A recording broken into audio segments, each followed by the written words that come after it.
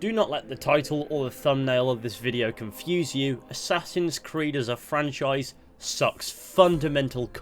However, there is certainly a special place in my heart for the old ones. And that's what this Still Gold series is for. Games from the past that I really love. And regardless of the failings of the later franchise, Assassin's Creed 1 is one of those games. I've done Still Gold videos in the past on Assassin's Creed 2, Assassin's Creed Brotherhood, and Assassin's Creed Revelations, and I thought it was time to go back to the first Assassin's Creed and do a Still Gold video on that, because it's just as worthy. Now, if you don't know what the Still Gold series is, it's basically a brief nostalgia trip, except I explain the game in the most absurd way possible. Does the format make sense? No. But these videos are a blast to make, and it feels only right to show some attention to the first Assassin's Creed title and have some fun with the good old days, regardless of how I feel about where the franchise has gone and the company responsible for bastardizing it. So please sit back and enjoy.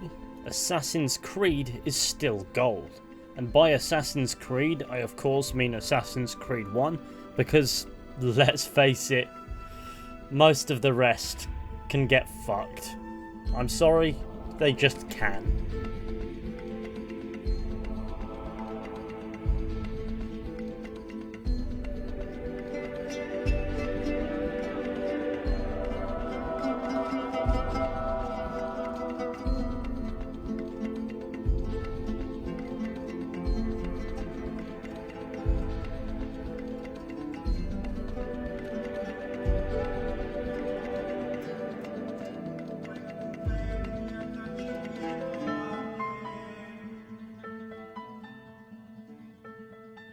Assassin's Creed 1 begins on the main menu, and the franchise has already made a mistake by existing in the first place. However, this game is good, so we're going to allow it. The game properly begins in an epileptic tripping ball situation where Altair's walking around a garden punching women.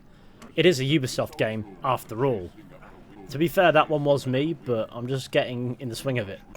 Swing. The opening to this game must be so confusing to people who have no idea what the concept of Assassin's Creed is. So naturally, to alleviate this confusion, I start lobbing people all over the place, and it's honestly quite satisfying to watch a domino effect take place on the general public. To keep it simple, it's clear that whatever the fuck's going on is not working, and so Desmond finds himself on a table. It's a rather funky table, but it's quite curvy, so I can't imagine that it's ordinarily used for sipping coffee. As it turns out, we're in Abstergo, and this coffee table looking thing is actually an animus. However, I'd be amazed if an Abstergo employee never used it to set down their coffee. We learn that Desmond has been abducted because of his ancestry, and that human DNA stores the memories of one's ancestors. And the animus is used to unlock this genetic information so that the user can revisit the memories of their ancestors. Which, in a really twisted way, means that if you were so inclined, you could use an animus to go back in time and watch your dad drill your mum. But what's worse is it's not just watching, it's reliving. So whoever came up with the concept of this machine didn't realise just how weird it would get if it fell into the hands of somebody with an Oedipus complex. And it's also got to be the most traumatising way in which you can discover that you were adopted. We're introduced to two core characters here,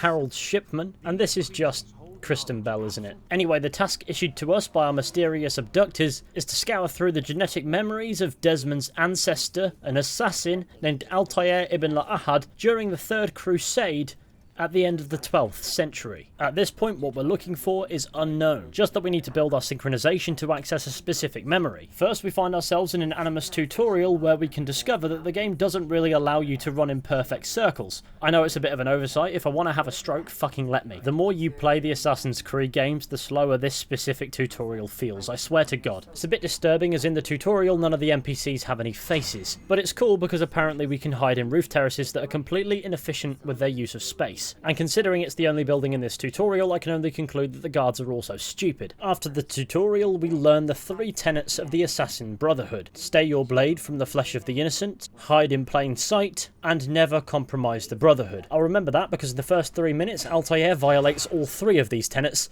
Arrogant bastard. Hold, Templars! I get that you want to kill these bad guys, but you literally just had the element of surprise, you fucking dickhead. Altair quickly discovers that a head-on attack against a man twice the size of you is probably not a good idea. The bold French menace Robert de Sable then lobs Altair through the doorway, and it caves in. There's no way to save his friends now, logically they're goners, so Altair naturally, without hesitation, begins to escape. The trauma is over. I've found sunlight. Altair returns to the town of Masyaf, which is run by the assassins. All the guards here are wearing assassin robes, and I decided, considering I've already violated all 3 of the Creed's tenets, what's the harm in terrorising the general populace and then killing my brothers in arms? I know you're probably wondering why I'm doing this, and the simple answer is because there are literally no repercussions for doing so. The better question is, why does the game even let you do this?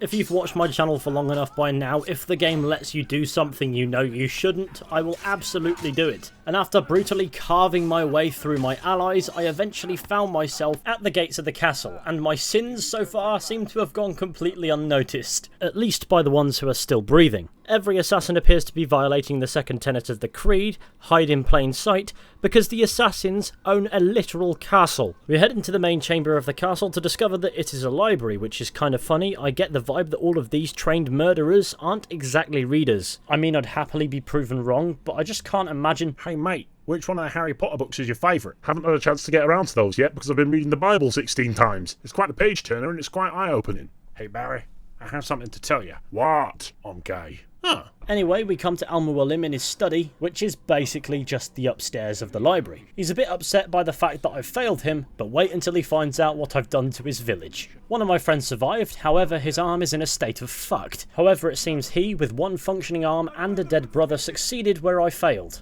How? How did he manage this? This is one of life's most important questions, however it's going to have to wait because Masyaf is under attack and I've killed every single assassin guard in the village. Oops. Now they want me to defend Masyaf alongside my brothers who I haven't yet killed, but almost certainly will later anyway. However, for now I have new friends to kill, so I'm happy. Hey guys, why are you retreating? I'm literally a one-man army unless you put me up against somebody who's big and bold, I guess. What's the plan B, I wonder? Jump off a tower. Brilliant. I'm starting to think that murdering all the assassins in the village wasn't such a bad idea. Yes, I am ruining this dramatic scene by twisting around in circles. Oh shit, that's my mate. Damn it, Paul. Why didn't you just run away like everybody else? Ah, who am I kidding? I would have killed him myself later anyway. Show this fool knight what it is to have no fear. Go to God! Why did I sign up to this crazy brotherhood? Daft bastard broke his leg!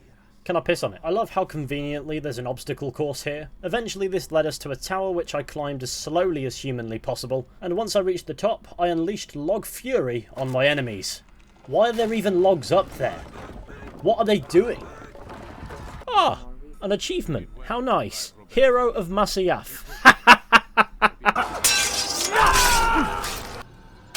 Oh shit.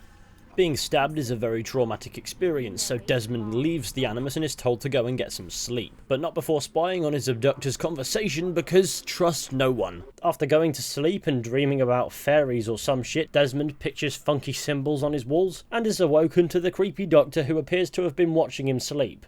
You cheeky bugger. They have a philosophical conversation whilst Desmond wipes the sticky substance from his face. That is a joke, but it is also a Ubisoft game, so I'm not too sure. And then we return to the animus. Amazingly, Altair is alive despite being chefed up by his surrogate father figure, but due to his actions, he's been demoted to the point where he's lost all of his gear along with all of his learnt skills. How does that even work? We don't have time to dwell on this as there is a traitor in our midst within Masyaf, and it isn't me. So naturally I found myself snooping about town to find some information on this traitor, which eventually led me to twatting the daylights out of some poor man in a back alley. He eventually yields, so I take him home to my surrogate father to be stabbed.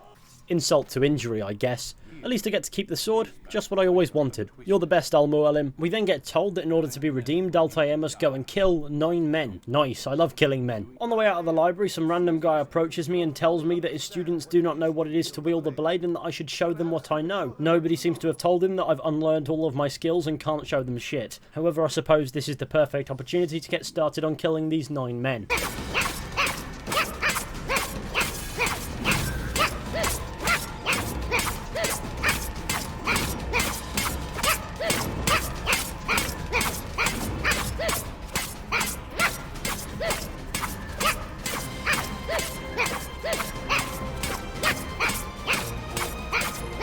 I don't understand why we don't send these trainees on missions because they appear to be fucking immortal. As it turns out, Al-Mualim didn't mean just any 9 men, and I now need to head to Damascus to kill my first target. This is where we're introduced to the boring open world space of the Holy Land. It's here where we come across our first viewpoint, which is absolutely redundant, as by the time you get to the top of it you realise there's nothing up there that you can't see from the ground. This viewpoint mechanic has since become a blight on gaming, not just Assassin's Creed, so I suppose we have Assassin's Creed 1 to thank for this nightmare. The Holy Land space in itself, as I said, is a little bit on the boring side because all you'll find yourself doing instead of exploring it is being chased around by angry men. The end result is you'll find yourself blasting through it as quickly as humanly possible, and it seems a bit ridiculous to me that every single guard in the countryside immediately knows who you are when there's much more leeway in the cities where you're, you know, actually killing people. But it's such a small part of the game, considering I don't spend any time loitering here, that I didn't really think about it until now. Another funny thing is because I'm playing this game on the Xbox Series S, I've realised that the loading screens load too quickly for the tips to actually finish.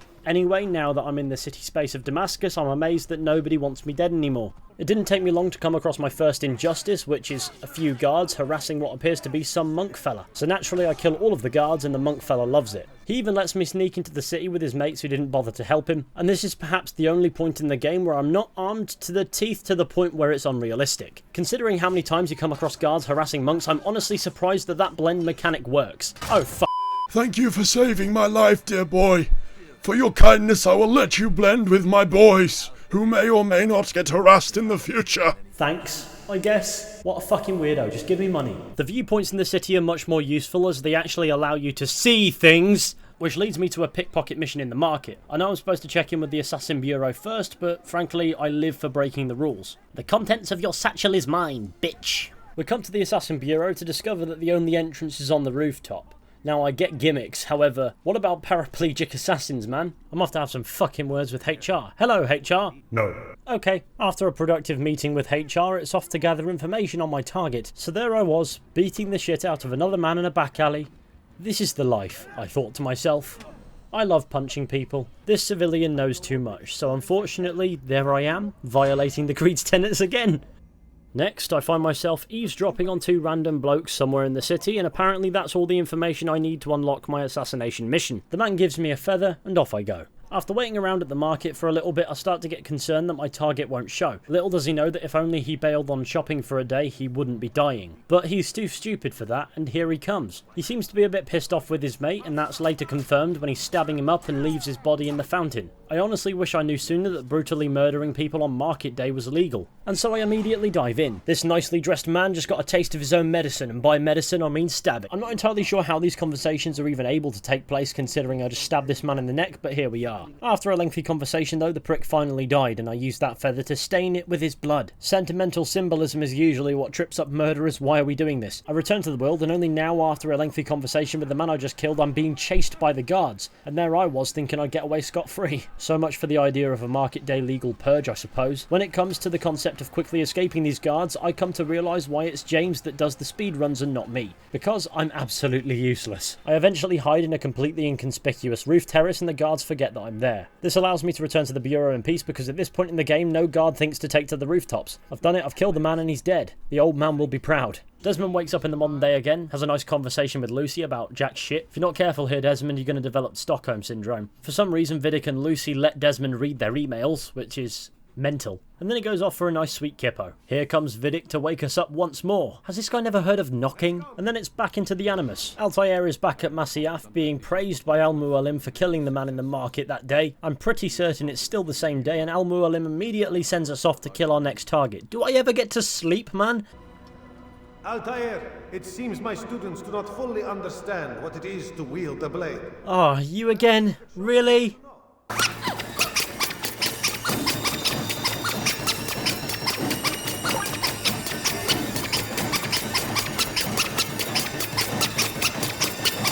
You must be busy. I understand. Whee! Now I'm off to the promised land, Jerusalem. Along the road I found a Templar and decided to fight him using the tactic that I'd utilised against the students.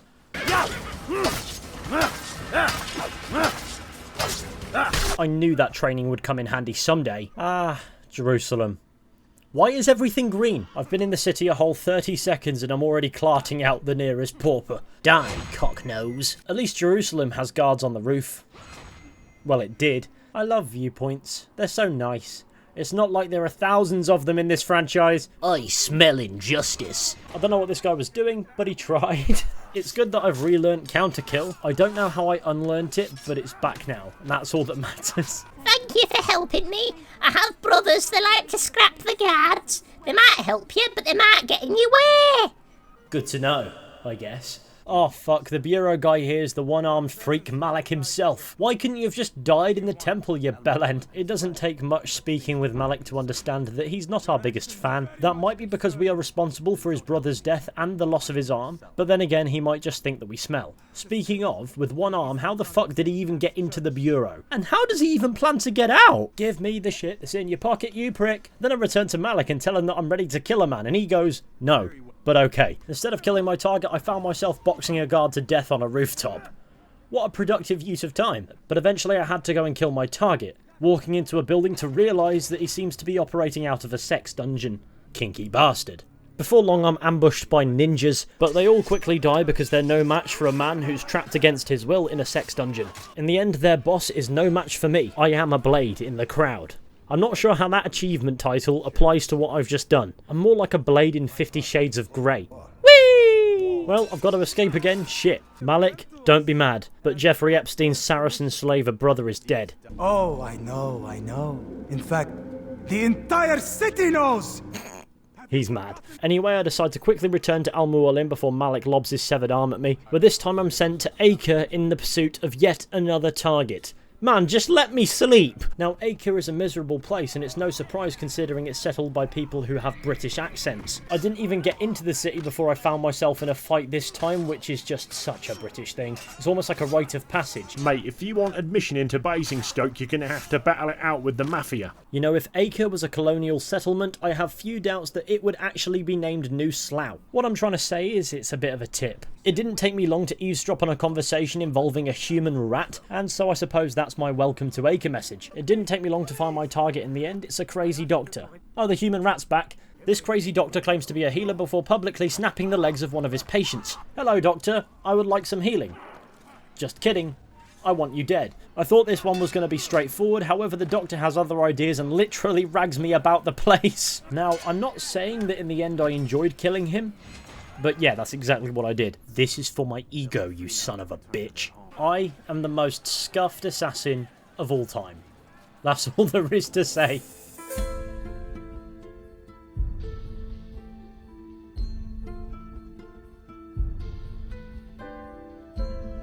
And that brings us to the end of Assassin's Creed 1 is still gold. Just one though. Most of the rest, like I said, can die in a ditch. So if you get the message mixed, I'll be very upset, I'll cry, and I'll probably eat an entire tub of ice cream and then shit. And fart. A nice, pleasant, short nostalgia trip where I muck around in a game that I love. It was worth it. It was fun to revisit Assassin's Creed 1 and be silly, because that's what I love to do. Sorry it took me so long to make. I started making it about 2 weeks ago, actually, and then, well, this fella decided to dip from mortality, and now, well, I'm really sad, to be honest. But I wanted to finish this muckabout of a video before I went off to be sad for a bit, because it was sat there half completed and I wanted it done. So, hopefully it's been entertaining and silly and ridiculous and all of those things, and if it hasn't, then I'm sorry. But I enjoyed putting it together. I've already got an idea for what's coming next in this Still Gold series, so don't you worry about that. But that's the conclusion of today's video anyway, so thank you all for watching. I hope you've enjoyed. Be sure to go ahead, leave a like, subscribe, share the channel with your friends, and all that wonderful stuff. That would be super fantastic. And with any luck, I'll be seeing you all very soon with another video at some point. But until next time, take care, and goodbye.